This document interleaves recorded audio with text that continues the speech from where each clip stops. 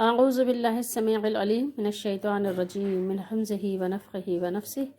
بسم اللہ الرحمن الرحیم ربی یسر ولا تعسر وتمم بالخیر ربی زدنی علما ومن اہل الکتاب من ان تأمنہ بقنطار یودہ الیک ومنہم من ان تأمنہ بدینار لا یودہ الیک الا ما دمت علیہ قائما ذلک بأنہم قالوا لیس علینا فی الامیین سبیل وَيَقُولُونَ عَلَى اللَّهِ الْكَذِيبَ وَهُمْ يَعْلَمُونَ۔ ترجمہ آیت نمبر 75 ہے سورہ آل عمران۔ ترجمہ اور اہل کتاب میں سے بعض وہ ہیں کہ اگر آپ ان کے پاس خزانے کا ڈھیر امانت رکھیں تو وہ بھی آپ کو عطا کر دیں گے، اور ان میں سے بعض وہ ہیں کہ اگر آپ ان کے پاس 1 دینار امانت رکھیں تو وہ آپ کو ادا نہیں کریں گے۔ یعنی ان کی 2 کیٹیگری ہو گئی کہ کچھ تو امانت ادا کرنے والے ہیں اور کچھ امانت ادا کرنے والے نہیں ہیں، اور اتنی نیتیں خراب ہیں کہ 1 دینار میں بھی ان کی نیت پھسل جاتی ہے کہ 1 دینار بھی اگر آپ ان کے پاس رکھ لیں تو وہ 1 دینار بھی آپ کو واپس نہیں دیں گے۔ پھر اللہ نے فرمایا ہے کہ یہ الا ما دمت حرف استثناء ہے، الا ما دمت علیہ قائمہ،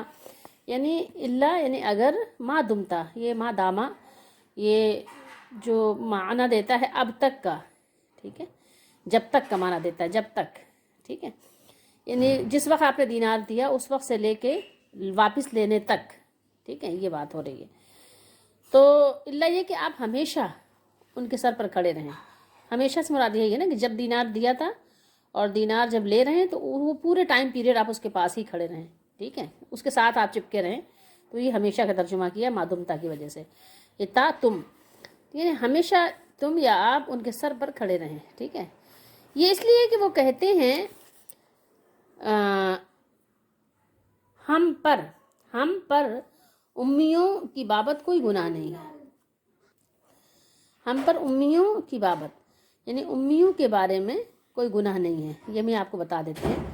کہ کیا انہوں نے ذہن بنایا ہوا تھا، اور وہ جانتے بوجھتے اللہ پر جھوٹ باندھتے ہیں، ٹھیک ہے۔ اب یہ دیکھیے ترجمہ پورا ہو گیا۔ اب آپ دیکھ لیجئے کہ انہوں نے یہ بات کیوں کہی کہ ہم پر امیوں کے بارے میں، امی یعنی عرب کے جو لوگ تھے، ان کے امی ان کو کیوں کہا جاتا تھا؟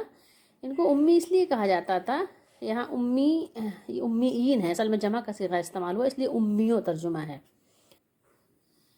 تو امی اس لیے کہا جاتا تھا کہ ان کے پاس یعنی بنی اسماعیل کے جو لوگ تھے اس یعنی قوم سے، جو کہ یہاں مکے میں آباد تھے، اس برادری کے لوگ جس میں نبی کریم صلی اللہ علیہ وآلہ وسلم تشریف لائے، اس میں آپ صلی اللہ علیہ وسلم کی آمد سے پہلے کوئی نبی نہیں آیا تھا،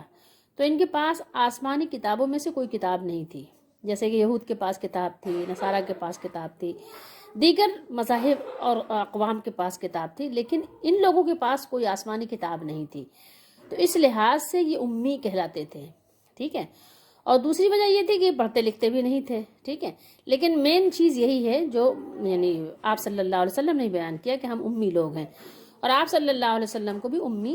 کہا گیا۔ اور آپ صلی اللہ علیہ وسلم کو امی کہنے کی ایک وجہ یہ بھی تھی کہ آپ صلی اللہ تعالیٰ علیہ وآلہ وسلم نے کسی سے پڑھا نہیں تھا، ٹھیک ہے، کسی سے آپ صلی اللہ علیہ وسلم نے علم نہیں سیکھا تھا، آپ کا کوئی استاد نہیں تھا، آپ کو اللہ نے سکھایا تھا، اور یہ امی ہونا آپ کا معجزہ ہے کہ آپ صلی اللہ تعالیٰ علیہ وآلہ وسلم کو اللہ نے امی رکھا، اور اس کے باوجود بھی ایسا علم پڑھایا کہ آپ صلی اللہ علیہ وسلم کے ذریعے سے اللہ تعالیٰ نے پوری دنیا کو پڑھایا، قیامت تک کے آنے والے لوگوں کو اللہ نے پڑھایا اور ہدایت کی باتیں سکھائیں۔ تو یہ بھی ایک وجہ تھی، حکمت تھی اس میں، کہ اگر آپ صلی اللہ علیہ وسلم کسی سے پڑھے ہوتے تو لوگ کہتے کہ دیکھو وہ تو انہوں نے ان سے پڑھا تھا، تو اس لیے تو لوگوں کو یہ پتہ تھا کہ نبی کریم صلی اللہ علیہ وسلم نے پڑھا ہوا نہیں ہے، تو اس لیے آپ پر ایمان لانا ان کے لیے یعنی آسان تھا، بقدر یہ کہ اگر آپ صلی اللہ علیہ وسلم کسی سے پڑھے ہوتے۔ اچھا، یہ امی کی وجہ سے کچھ لوگ لوگوں کو گمراہ بھی کرتے ہیں۔ ایک مولانا تقریر کر رہے تھے، وہ کہہ رہے تھے کہ ہمارے نبی صلی اللہ علیہ وسلم کو اللہ نے امی کہا ہے۔ اچھا، امن جو ہے ماں کو بھی کہتے ہیں، اور امی کہتے ہیں میری ماں، ٹھیک ہے، ایک لفظ یہ بھی ہے۔ تو اب یہ اس پر لوگوں کو گمراہ کر رہا تھا، وہ مقرر کہہ رہا تھا کہ جو ہے دیکھو ہمارے نبی صلی اللہ علیہ وسلم کو امی کہا، آپ نا ماں کی طرح پیار کرتے تھے، پتہ نہیں کیا کیا نہیں الٹی سیدھی یعنی اپنے ملا کے، اور قرآن میں یعنی اپنی طرف سے بات کرنا حرام اور ناجائز ہے۔ بہرحال اللہ تعالیٰ ہدایت دے، لیکن بات یہی ہے کہ لوگ ہدایت کے طالب بھی تو ہوں، تو یہ چیز ہے کہ یہاں سے لوگ بہت ساری باتیں اس طرح سے بھی کر جاتے ہیں، اگر آپ دیکھیں تو اب تھوڑی دیر آپ غور کیجئے کہ اس سے پہلے جو اللہ تعالیٰ نے بیان فرمایا تھا، اس سے پہلے بیان ہو رہا تھا یہود و نصارہ کا کہ وہ دین میں خیانت کر رہے تھے. یعنی ان باتوں کا جو یہاں پر دین کی باتیں ہوتے ہوتے یہ دنیا کی امانت کی جو اللہ تعالیٰ نے یہاں بات بیان فرمائی ہے، تو یعنی اس کا ربط بھی ہے کوئی پچھلی آیت سے یا نہیں. تو وہ ربط یہ ہے کہ اوپر کی جو آیتیں تھیں اس میں اہل کتاب کی خیانت فی الدین کا ذکر تھا کہ دین میں کس طرح وہ خیانت کرتے تھے، ایمان نہیں لانا، اس میں ملاوٹ کرنا، اس کو بدل دینا، اور اس میں طرح طرح کی یعنی خلل اندازی کرنا، بہت ساری چیزیں تھیں یہود کی اور اہل کتاب کی. تو اب یہاں پر یہ ان کا بیان ہو رہا ہے کہ اب دین میں بھی جو خیانت کرتے تھے لیکن دنیاوی معاملات میں بھی خیانت ہے، ان کا کیا حال ہے وہ بھی اللہ تعالیٰ آگاہ فرما رہا ہے کہ تم کہیں ایسا نہ ہو کہ ان کی باتوں میں آ کر کبھی یعنی بے وقوف بن جاؤ اور اپنا مال ضائع کر دو. تو اللہ تعالیٰ نے فرمایا کہ ان کا کفر کرنا آیات، اللہ تعالیٰ کی آیات کے ساتھ، تو اور خلط ملط کرنا اور حق اور باطل کا ایک دوسرے کے ساتھ یعنی ملاوٹ کرنا اور حق کا چھپا لینا، اور اس میں کوئی مسلمان نہ ہو لوگوں کو بدظن کرنا اور تدبیر کرنا اور طرح طرح کی تدبیریں کرنا کہ کسی بھی طرح سے یعنی مسلمان کافر بن جائیں، اور مومنین کی گمراہی کے لیے مطلب ہر وقت جو ہے کوشش کرنا، کام کرنا. اور اگلی جو یہ آیت ہے اس میں اللہ تعالیٰ نے بیان کیا کہ ان کے مال میں خیانت کرنے کا کیا حال ہے. یہ بھی سن لو کہ اموال یعنی جو مال کی جمع ہے، اموال میں خیانت کرنے کا اللہ تعالیٰ نے جو یہاں ذکر کیا ہے، تو فرمایا کہ اتنے زیادہ یعنی اس میں بھی وہ یعنی ڈھیٹ ہو چکے ہیں کہ یہاں تک بھی کچھ لوگ ایسے ہیں کہہ دیتے ہیں کہ اگر ہم امی لوگوں کے مال کو اگر ہم ہڑپ کر جائیں، کھا جائیں اور ان کو واپس نہ کریں تو اس پر ہمارا کچھ مواخذہ بھی نہیں، گناہ بھی نہیں. دیکھیں کیا یہاں پہ ترجمہ آپ کو نظر آ رہا ہے، گناہ بھی نہیں ہے. کیا کہتے تھے؟ قالوا لیس علینا فی الامیین سبیل. اور ایک چیز یہاں اور بھی غور کرنے کی ہے کہ دیکھیں اللہ تعالیٰ کس شان سے حق بیان کرتا ہے کہ ان میں جو امانت دار ہیں اللہ تعالیٰ نے ان کا بھی ذکر کیا. ان کے ذکر کو اللہ نے چھپایا نہیں، وہ بھی اللہ تعالیٰ نے بیان فرمایا کہ ان میں کچھ ایسے بھی ہیں کہ امانت کا ڈھیر بھی رکھ دو، کروڑوں اربوں بھی ان کے پاس رکھ دو تو وہ ایک نظر بھی اس کی طرف مطلب میلی نہیں دیکھتے، کہ وہ واپس کر دیتے ہیں اس کو بالکل ملنوان اسی طرح واپس کر دیتے ہیں جس طرح آپ نے رکھی تھی. لیکن ایسے بھی ہیں کہ ایک پائی بھی واپس کرنے کو روادار نہیں ہوتے اور کہتے ہیں دھڑلے سے کہتے بھی کیا ہیں کہ ہم پر کوئی مواخذہ ہی نہیں ہے. ہم امی لوگوں کا مال اگر چرا لیں تو یعنی امی لوگوں کو یہ کیا سمجھتے تھے؟ اہل کتاب سمجھتے تھے کہ یہ جیسے نعوذ باللہ استغفر اللہ جانوروں کی طرح ہیں، جیسے جانور کو ہم ذبح کر دیتے ہیں، کھا لیتے ہیں تو کوئی ہم پر مواخذہ نہیں ہے. اسی طریقے سے ان کا مال بھی اگر ہم کھا لیں تو چونکہ یہ ان کو جاہل سمجھتے تھے تو ان کے ساتھ کوئی بھی سلوک کرو کوئی مسئلے والی بات نہیں ہے. ان کے ساتھ جو سلوک بھی چاہو کرو، بالکل ان سے یعنی گھوڑے گدھوں کی طرح کام لو اور ان کا حق نہ دو تو کوئی فرق پڑنے والا نہیں ہے. ان کے یعنی ذہنوں میں اس طرح کی باتیں آ گئی تھیں، ان کے ذہنوں میں یہ بات پختہ ہو گئی تھی کہ جو لوگ غیر اہل کتاب ہیں، ان کے پاس کوئی کتاب نہیں، جو لوگ امی ہیں، آپ یعنی آسان لفظوں میں کہیں کہ جو امی ہیں، تو اگر ہم ان کا مال یعنی چرا بھی لیں، چھپا بھی لیں، خیانت بھی کر جائیں تو مذہبی طور پر کسی طرح کا ہم پر کوئی الزام نہیں ہوگا. اور یہ جو امی ہیں، قریش کا مال ہمارے لیے چرا لینا، چھین لینا سب جائز ہے. تو اللہ تعالیٰ نے فرمایا کہ جو یہ اس طرح کی دعویٰ یعنی کر رہے ہیں، جو اس طرح کی دعوے کی باتیں کر رہے ہیں، اللہ نے فرمایا کہ سب جھوٹ ہے اور اللہ تعالیٰ پر یہ لوگ جھوٹ باندھ رہے ہیں، اللہ پہ جھوٹ لگا رہے ہیں. اور یہ اللہ تعالیٰ نے ایسا کچھ یعنی حکم نازل نہیں فرمایا، اور دل سے تو وہ بھی یہ بات جانتے ہیں کہ اللہ تعالیٰ نے اس کو حلال نہیں کیا، محض یہ ان کے اپنے تراشے ہوئے سب ہیلے بہانے ہیں. فرمایا ومن اہل الکتاب من ان تأمنہ بقنطار. قنطار کہتے ہیں اصل میں ڈھیر کو، ڈھیر ہوتا ہے نا کسی چیز کا، خزانے کا کوئی ڈھیر ہو، سونے کا، چاندی کا، یا آپ کے یہ جو اناج وغیرہ ہے، گندم، چاول، یہ وہ مطلب سٹر پٹر جو بھی آپ اس کا وہ کریں، ڈھیر کو کہتے ہیں قنطار. تو اللہ نے فرمایا من ان تأمنہ بقنطار کہ اگر آپ اس کے پاس ڈھیر سارا مال بطور امانت رکھیں تو یودہ الیک. کیا فرمایا؟ یؤدہ الیک، تو وہ آپ کو فوراً واپس دے دے گا. یعنی اگر مال اس سے کم ہو تو اسے بطریق اولا واپس دے دے گا. یعنی بہت سارے مال نے بھی اس کو لالچی نہیں بنایا اور اس کی نیت میں فطور پیدا نہیں کیا تو تھوڑے سے مال سے کیا متاثر ہوگا وہ، یعنی اس کے دل کو اللہ تعالیٰ نے تمہارے مال کو خیانت کرنے سے پاک کر دیا ہے، وہ اس طرح سے حرکت نہیں کر سکتا، تو تھوڑا سا مال تو بہت جلدی کر دے گا۔ لیکن آگے اللہ نے فرمایا وَمِنْهُمْ مَنْ إِنْ تَأْمَنْهُ بِدِينَارٍ لَا يُؤَدِّهِ إِلَيْكَ إِلَّا مَا دُمْتَ عَلَيْهِ قَائِمًا، اور کوئی ان میں سے اس طرح کا ہے کہ اگر آپ اس کے پاس 1 دینار بھی امانت رکھیں تو جب تک اس کے سر پر ہر وقت کھڑے نہ رہیں آپ کو ادا نہیں کرے گا، ٹھیک ہے؟ یعنی جب تک آپ بڑے شد و مد سے اور الحاح منت و سماجت اور اصرار کے ساتھ مطالبہ نہ کریں وہ آپ کو 1 دینار بھی واپس نہیں دے گا، اور اگر 1 دینار لوٹانے میں وہ پس و پیش کرتا ہے تو اس سے اندازہ آپ لگا سکتے ہیں، آپ لگا لیجئے کہ اگر مال اس سے زیادہ ہو تو وہ کس طرح واپس کرے گا۔ یعنی جس کی نیت 1 درہم 1 دینار میں 100 روپے میں خراب ہو جائے تو لازمی بات ہے کہ 1 لاکھ اور 1 کروڑ تو اس کو بہت زیادہ ہی متاثر کرے گا نا۔ تو آپ اس سے اندازہ لگا لیجئے کہ آپ کو وہ کیسے واپس کرے گا، کس طرح واپس کر سکتا ہے۔ دینار تو ایک معروف چیز ہے، اور قنطار کے بارے میں اس صورت کے آغاز میں بحث ہو چکی ہے، اور فرمان الہی ہے۔ اللہ تعالیٰ نے ارشاد فرمایا ذالک بانہم، کیا فرمایا اللہ نے؟ ذالک بانہم، یہ قالوا لیس علینا فی الامیین سبیل، فرمایا اللہ تعالیٰ نے کہ یہ اس لیے کہ وہ کہتے ہیں امیوں کے بارے میں ہم سے مواخذہ نہیں ہوگا، یعنی انکار حق پر اس بات نے انہیں آمادہ کیا کہ وہ کہتے ہیں ہمارے دین میں یعنی جو یہ لوگ ہیں ان لوگوں پر جو ان پڑھ لوگ ہیں ان کے اموال کھانے میں کوئی حرج نہیں ہے، نعوذ باللہ استغفر اللہ، ان کا مال ہم کھا سکتے ہیں، یعنی اس کو جائز کر لیا انہوں نے، غلط کام کو بڑے دھللے سے آسانی کے ساتھ انہوں نے اس کو جائز قرار دے لیا۔ اور امی کسے کہتے ہیں میں نے آپ کو بتا ہی دیا کہ امی وہ لوگ ہیں جو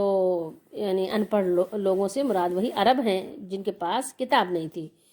تو ان لوگوں کے اموال کو اللہ تعالیٰ نے ہمارے لیے حلال قرار دیا ہے، یعنی بالکل جھوٹی بات یہ کہے کہ اور اللہ تعالیٰ کی طرف منسوب کر دی، اللہ تعالیٰ کی طرف لگا دیا، یعنی اللہ تعالیٰ کی طرف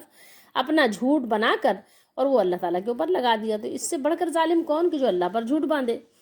ٹھیک ہے؟ تو انہوں نے یہ بات گڑھ دی کہ ہمارے لیے اللہ تعالیٰ نے اس کو حلال قرار دے دیا ہے، نعوذ باللہ استغفر اللہ۔ تو اللہ تعالیٰ نے فرمایا وَيَقُولُونَ عَلَى اللَّهِ الْكَذِبَ وَهُمْ يَعْلَمُونَ، یہ دیکھیے یہاں پر کیا فرمایا، وَهُمْ يَعْلَمُونَ، یہ اللہ تعالیٰ نے یہاں بیان فرمایا، یعنی یہ کہ یہ ان کی دیدہ دلیری ہے کہ یہ اللہ پر محض جھوٹ بولتے ہیں اور اس بات کو جانتے بھی ہیں، ان کو معلوم بھی ہے کہ یہ بات ان کی کتابوں میں نہیں لکھی ہوئی ہے بلکہ ان کی اپنی بات ہے، اپنی زبان کی بنائی ہوئی بات ہے، اور یہ بات انہوں نے خود گڑھی ہے، ان کو اچھی طرح معلوم ہے، آپ کو بھی معلوم ہوتا ہے کہ اگر آپ کوئی جھوٹ گڑھتے ہیں تو آپ کو معلوم ہوتا ہے، اس گمراہی کو اختیار کر کے یہ بہتان ترازی کر رہے ہیں، کیونکہ اللہ تعالیٰ نے تو ناحق مال کھانے کو حرام قرار دیا ہے، مگر اس کا کیا کیا جائے کہ یہودی ایک بہتان تراز قوم ہے۔ اللہ تعالیٰ نے قرآن مجید میں سورہ نساء میں ارشاد فرمایا ان اللہ یأمرکم ان تودوا الامانات الی اہلہا، کہ بے شک اللہ تمہیں حکم دیتا ہے کہ امانتیں ان کے حقداروں کو ادا کرو، لیکن بڑے افسوس کی بات ہے کہ یہود کی طرح ہی ہمارے یہاں بھی یہ بات رواج پا چکی ہے اور مختلف انداز سے خیانت عام ہو چکی ہے۔ بہت آپ کو خائن لوگ کثرت سے ملیں گے جو آرام سے خیانت کر لیتے ہیں اور ان پر کوئی فرق بھی نہیں پڑتا، ان کے یعنی کہ جسم کے روئیں بھی کھڑے نہیں ہوتے، ان کو ذرا سی بھی کوئی لفزش نہیں ہوتی کہ ان کے دل کپ کپائیں کہ وہ کیا کر رہے ہیں، لیکن وہ آرام سے کر رہے ہوتے ہیں۔ اور اگر اسی جگہ ہمارے نبی صلی اللہ تعالیٰ علیہ وآلہ وسلم کو اسوہ آپ پڑھیں تو آپ کو پتہ چلے گا کہ آپ صلی اللہ تعالیٰ علیہ وآلہ وسلم کے مشن کو ناکام بنانے والے، آپ جو دین لے کر آئے تھے اس میں طرح طرح کی خرابیاں پیدا کرنے والے، اس میں رکاوٹیں ڈالنے والے، رخنا اندازی خلل اندازی پیدا کرنے والے، اور جان کی دشمنی یہاں تک کہ وطن سے نکالنے کے لیے درپے ہو گئے، اس کے باوجود آپ صلی اللہ علیہ وآلہ وسلم نے ہر ایک کی امانت ادا کیا، اور نہ صرف ادا کیا بلکہ جس کی امانت آپ کے پاس پھر بھی رکھی تھی، پھر بھی لوگ آپ کو ہی امین سمجھتے تھے، آپ کے پاس ہی اپنی امانت رکھواتے تھے، تو پھر بھی آپ صلی اللہ تعالیٰ علیہ وآلہ وسلم کے پاس امانت رکھی تھی تو آپ نے اس وقت بھی ان کی امانت کا کتنا خیال رکھا کہ حضرت علی رضی اللہ تعالیٰ عنہ کو آپ اپنا قائم مقام بنا کر اپنے بستر پہ ان کو چھوڑ کر آپ مدینہ ہجرت کے لیے تشریف لے گئے، اور امانتیں سب کی امانت داروں کو، جو امانت والے تھے جن کی امانتیں تھیں، ان کو پہنچانے کے لیے آپ نے حضرت علی رضی اللہ تعالیٰ عنہ کی ڈیوٹی لگائی کہ آپ اس کو امانتوں کو سپرد کریے گا ان کے۔ لیکن مسلمان جو کہتے ہیں کہ ہم مسلمان ہیں، کلمہ پڑھتے ہیں، کلمے کا اقرار کرتے ہیں، اب اس کا معنی سمجھتے ہیں کہ نہیں سمجھتے ہیں؟ یہ کتنے فیصد لوگ ہیں کہ جو اس کو سمجھ کر پڑھتے ہیں، جو جانتے بھی ہیں کہ کلمے کا تقاضا کیا ہے، لیکن بہرحال وہ اپنے آپ کو مسلمان جو ہے وہ کلیم کرتے ہیں، ڈکلیئر کرتے ہیں کہ وہ کاغذی مسلمان بہرحال ہیں۔ تو پھر بھی آپ ان کا حال دیکھیے کہ وہ سود کو بھی جائز کر لیتے ہیں، رشوت کو بھی جائز کر لیتے ہیں، رشوت بھی لو، سود بھی کھاؤ، دھڑلے کے ساتھ کھاؤ، اور یہی نہیں، مسلمانوں کا مال ہڑپ کر جاتے ہیں تو کافروں کا مال ہڑپ کر جانا کون سے مسئلے والی بات ہے؟ کہتے ہیں کہ دارالحرب میں بھی کیا کہتے ہیں یہ چیزیں جائز ہیں، اور ہم دارالحرب میں ہم سود بھی لے سکتے ہیں، اور دارالحرب میں جو ہے ہم یعنی کافروں کا مال بھی کھا سکتے ہیں۔ تو آپ بتائیے، یہ باتیں تو اپنی طرف سے گھڑنا ہے، اپنی طرف سے دین میں نئی باتیں تراشنا ہے، اور اس کے بعد دین پر فٹ کر دیں، اسلام پر، کہ ہاں اسلام کا یہ رول ہے۔ تو ان کو سوچنا چاہیے اس طرح کی باتیں اپنی زبان سے ادا کرتے ہوئے، کیونکہ اللہ تعالیٰ نے کسی بھی کافر کا مال یوں ہی کھا لینے کا ہمیں حق نہیں دیا کہ ہم کسی کافر کا مال کھا لیں، الا یہ کہ ہاں اگر آپ نے جنگ کی ہے، ان سے جہاد ہوا ہے، اور پھر یہ کہ وہ قیدی بنے ہیں اور انہوں نے شکست کھائی ہے، تو ان کا مال پھر ہمارے لیے حلال ہو جاتا ہے، جائز ہو جاتا ہے، جیسا کہ ہمارے نبی صلی اللہ تعالیٰ علیہ وآلہ وسلم نے ارشاد فرمایا کہ ہماری روزی اللہ نے تلواروں کے سائے میں رکھی ہے۔ تلوار جیسے یہ تلوار آپ اس کو سمجھیں، اس قلم کو میں نے کہا یہ تلوار ہے، اور اس کے سائے میں یعنی ہم جب جہاد کریں گے، جنگ کریں گے، تو پھر ظاہر ہمیں فتح اللہ دے گا، اور فتح دے گا تو ظاہر ہے جو کچھ بھی ہے، یعنی جب ہم نے فتح حاصل کر لی تو پھر وہ جو شکست کھا کر بھاگ کر گئے ہیں تو وہ ان کے مال و مویشی بھی، اور ان کے جو ہے جو کچھ ان کے یعنی لباس ہیں، گھوڑے ہیں اور خچر ہیں، اونٹ ہیں، جس پر بھی آپ جہاد کر رہے ہیں، جہاز ہیں اور ٹینک ہیں، جو کچھ بھی ہے، اس کے علاوہ فوجی جو قیدی بنتے ہیں، ان کے بیوی بچے ہیں، وہ سب جو ہے آپ کا کیا ہوتا ہے؟ وہ سب آپ کا سرمایہ ہے، اس پر سب پر آپ کا قبضہ ہو جاتا ہے۔ تو پھر یہ کہ جب آپ کا اس پر قبضہ ہو جاتا ہے تو اسے بھی آپ کو حسن خوبی کے ساتھ اللہ تعالیٰ نے اس کے بھی آپ کو قوانین دیے ہیں۔ تو یہ چیزیں ہیں، لیکن یہ ہے کہ لوگ ظاہر اپنی اپنی مرضی کے قوانین لے آتے ہیں، اور پھر اس کے بعد کہتے ہیں کہ وہ تو ایسا ہے، وہ تو ویسا ہے۔ ان کو ان آیات پر غور کرنا چاہیے اور خیانت سے توبہ کرنا چاہیے۔ لیکن بس بات وہی ہے کہ اللہ کے نبی صلی اللہ علیہ وسلم نے فرمایا کہ تم لوگ بھی وہی کام کرو گے جو یہود و نصارہ پہلے سے کر چکے ہیں۔ اللہ تعالی ہم سب کو قرآن و سنت کو مضبوطی سے تھامنے کی اور اس پر عمل کرنے کی اور اس کو آگے پہنچانے کی توفیق عطا فرمائے۔